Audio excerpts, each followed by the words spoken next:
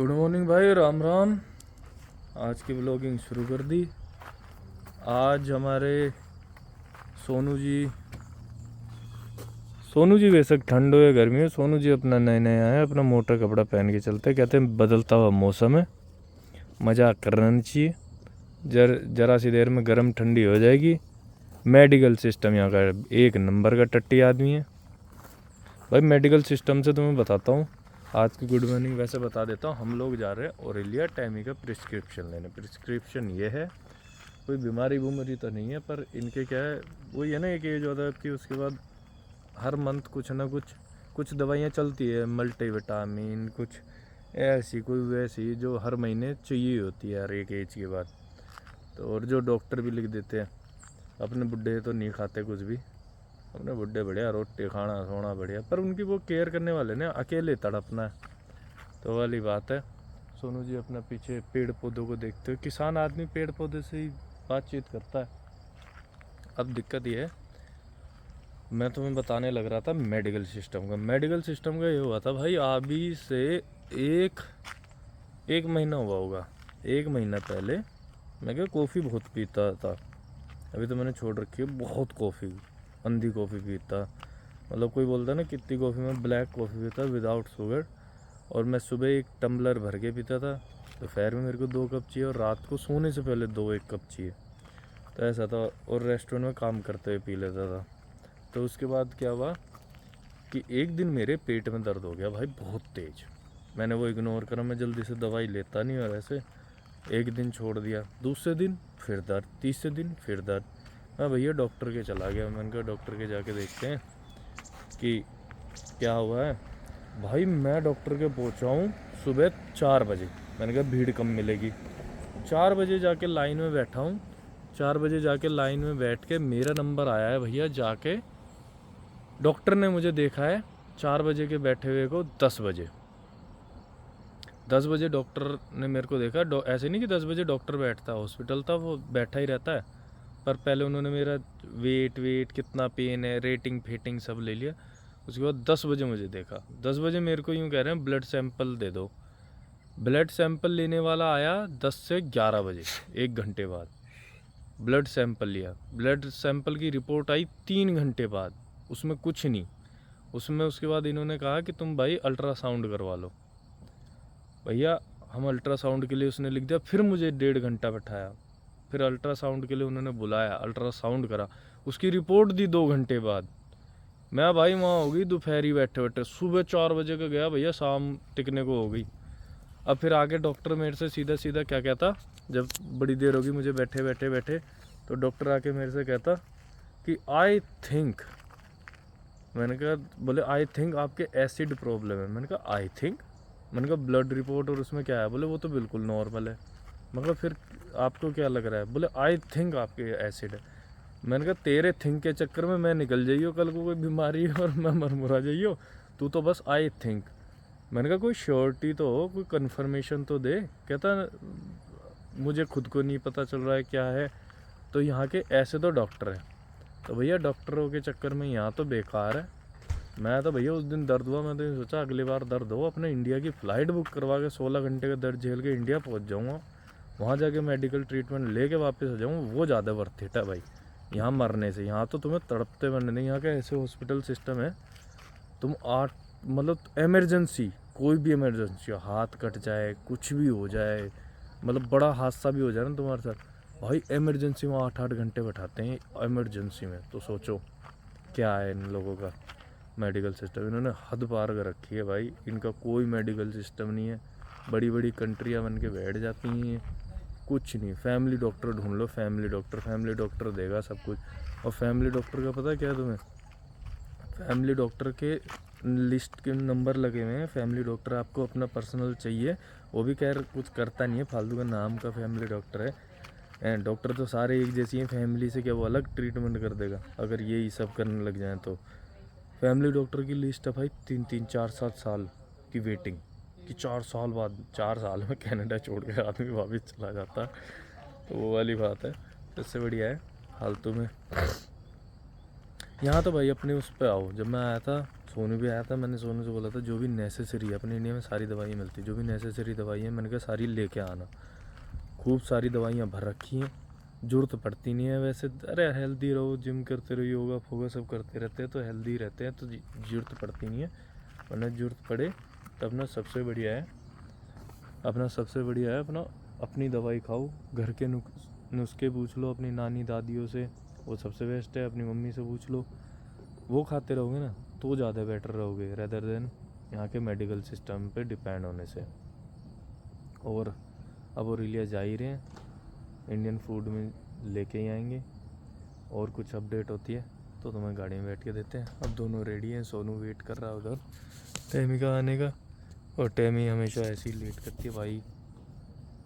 एक जूते पहन के चलेगी, एक गाड़ी में धर के चलेगी, एक कोट लेके चलेगी जो गाड़ी में उतार देगी, एक टोपी लेके चलेगी जिसका कोई काम नहीं, अंधी चीज़ भर के देनी है। कितने बजे तक आएंगे? क्यों, क्या हो गया? कि दो बजे से तो वो 3 बजे से तो पहले आना है, क्योंकि उधर रेस्टोरेंट जाना है तो ये तेरा भी तो 5 बजे आज। बस फिर हाँ, तेरे से पहले तो मुझे ही आना है। चलो भाई, उसके बाद अपडेट देते हैं। वही है, आलसी बहुत है भाई, आलस मार देता आदमी को। पहले खुद प्लान बनाएगी, फिर ये कहेगी 2 मिनट लेट लेती है, और 2 मिनट लेटने के बाद ये कहेगी मैं थक रही हूँ, ये वो, चले ना चले वो वाला काम। और सोनू और हम बंदे हैं भैया एक्टिव, हमें तो एक बार यूँ बोलो चलो, हम तो भागने को रेडी। बाहर जाने के नाम पे तो हम पागल हैं, चलने के नाम पे हमें क्या चुत्तड़े टेकने, गाड़ी में सेल्फ मारना, उठ के चल देना। हमें कौन से ड्रामे करने। इसका वो ये बोलते हैं ना, बुढ़े और बच्चे ये फ्लक्चुएट होते रहते हैं, इसका वो वाला काम है, फ्लक्चुएट हो जाती है थोड़ी थोड़ी देर में, इसके इमोशन चेंज होते रहते हैं। तब देखो अपडेट लेते हैं क्या कर रही है, फिर तुमसे मिलते हैं बाद में। ऑरेलिया पहुंच गए भाई, और ये वो जगह है जहाँ से टेमी दवाइयाँ लेती है। बस यही एक जगह है जहाँ से हमेशा आते हैं इसके डॉक्टर, या जो भी प्रिस्क्राइब करते हैं वो यहाँ से लेते हैं। और जो ये बोलते हैं ना कि भाई कनाडा में भिखारी नहीं है, यहाँ भी हर स्टोर के बाहर तुम्हें भिखारी बैठा मिलेगा, वो बैठा। ठीक है, तो ये जो यूँ बोलते हैं कि कनाडा बढ़िया, इंडिया बेकार, ये वो, तो उनके लिए भिखारी यहाँ भी है, गरीब यहाँ भी है। और अपने इंडिया से तो ज़्यादा ही ड्रग्स नशा करने वाले यहाँ हैं। 75 बीमारियाँ हैं, 75 स्किन डिजीज़ हैं, मर रहे हैं कुत्तों की तरह मर रहे हैं। बस ये है कि अपने इंडिया में क्या खुला दिखता है, यहाँ साले छुपा देते हैं, इनकी सरकार साथ देती है। पता क्या करती है, जहाँ ज़्यादा भिखारी हो जाते हैं ना, वहाँ से एक जगह से भिखारी उठा के और वो दूसरी जगह जाके छोड़ देते हैं उन भिखारियों को। जैसे ऑरेलिया में ज़्यादा भिखारी हो गए तो यहाँ से बस भरेंगे, इन्हें जाके नॉर्थ बे में कम है तो वहाँ छोड़ देंगे। बस यही है। और सरकार इन्हें भाई, इनको बहुत बढ़िया सरकार इनका गेम खेलती है। इनकी सरकार क्या करती है, खुद ही लाइसेंस बांटती है ड्रग्स स्टोर खोलने के। ये अपने होते हैं ना जो वेप स्टोर, ये सब इनके मैरिजुआना, ये इनके स्टोर खुलवा देगी खुद ही सरकारी डिपार्टमेंट है। फिर क्या करेगी, इन भिखारियों के लिए इन्होंने चला रखा है कि इन्हें पैसे देती है कि भाई तुम गरीब हो तो तुम्हें इतने पैसे देंगे। तो हर महीने के इन्हें इतने पैसे देती है सरकार।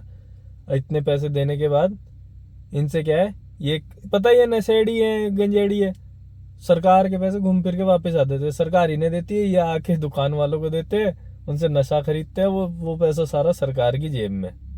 तो सरकार ने बढ़िया साइकिल चला रखी है, अपना पैसा घूम के वापस, और बिजनेस का बिजनेस हो रहा है। तो वो वाली चीज़ है।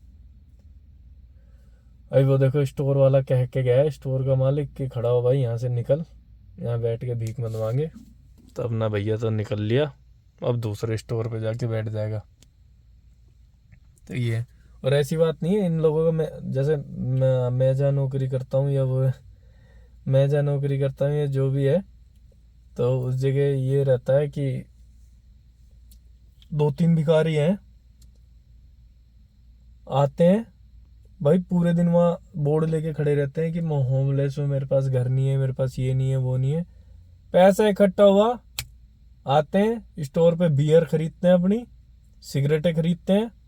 ठीक, उनको मांगना ही यही है भाई, इनके पास सब है, इनके पास सोने का इंतजाम है, इनके पास सब है, इन्हें दिक्कत ही नहीं है, सरकार पैसा दे देती है इन्हें इतना। तो इनको बस ये है कि बाहर जाके थोड़ी देर 2-4 घंटे बैठ लो, अपने 4 बियर 5 बियर का इंतजाम हो जाए और अपनी सिगरेटों का नशे का इंतजाम हो जाए। दैट्स इट, इनका ये रहता है। और इसी चीज़ में मज़े लेते हैं कि भैया अपना ऐसे काटो। तो ये एनीवे मैं तो इसलिए बता रहा था, इसलिए दिखा रहा था। कई लोग यूँ बोलते हैं भाई कनाडा तो इतना साफ रहता है, जो फर्जीवाड़ा मारते हैं ना, सड़क पे थूक भी नहीं सकते, थूकते ही चालान है। मैं मुंह के देता हूँ मैं रोज, मेरा चालान तो नहीं होता। तो ये फालतू की बात है, थूकना भूकना ये तो कहीं भी नहीं है कि थूकने पे चालान, कुछ फेंकने पे चालान, कोई वो नहीं है। बस वही वाली बात है कि यहाँ भी हर तरीके की ये आदमी है। बस अपने इंडिया में क्या है, थोड़ी बदमाशी है कि तुम किसी को कहते हो भाई तूने कचरा क्यों फेंक दे, वो तुम्हारे 4 चांटे मार देगा, बोले साले तेरा क्या आग लग रही है। यहाँ थोड़ा क्या आदमी शर्मा जाता है, कोई टोक देता है तो वो वाली बात है। बस और तो कुछ नहीं है भाई, सारे देश सब बढ़िया है। और हमारे लिए तो भाई हमारा देश बढ़िया है सबसे पहले। और जो यूँ बोले कि फिर कनाडा में क्यों बड़े, सबसे बड़ी बात मैंने पहले ही व्लॉग में बताया था, कनाडा ने हमें बुलाया था, हमें बुलाया, हमें आने, मेरा कोई नहीं था कनाडा आना, मेरे को तो इन्होंने हायर किया है, यहाँ बुलाया है। मेरे को तो जिस दिन यूँ बकवास करो या ऐसे कि भाई कनाडा छोड़ दो, बता छोड़ के चल भी दूंगा मैं, दिक्कत नहीं है। चलो, बुड्ढी दवाई लेके आ गई और अब हम निकलेंगे अपना खाना लेने के लिए। Okay bye. देसी अंदाज में भाई हम खा रहे हैं बैठ के, यहाँ चाय चल रही है क्योंकि अब हमारा 1-1.5 घंटे का सफ़र है वापस। तो इतने हम मैं का खा खू के ही नहीं खा लेते। तंदूरी पनीर वनीर लिया, पनीर टिक्का, और ये खा के फिर हम निकलेंगे। तो हम ऐसे आदमी हैं, देसी आदमी, कहीं भी बैठ के खाने लग जाते हैं। एटलीस्ट शेयर विद सोनू, और you don't want? Yes, I'm going to share a song. और यहाँ खा खू के निकलते हैं। अपना तो देसी हिसाब है, कहीं बैठ लो कहीं खा लो। यहाँ सामने बिल्डिंग है, यहाँ एक गाड़ी वाड़ी लग रही है पार्किंग में, अपने चुत्तर टेक खाओ ब्रह्मो। और ये अपना रेस्टोरेंट ही है, 5 रिवर। There we go.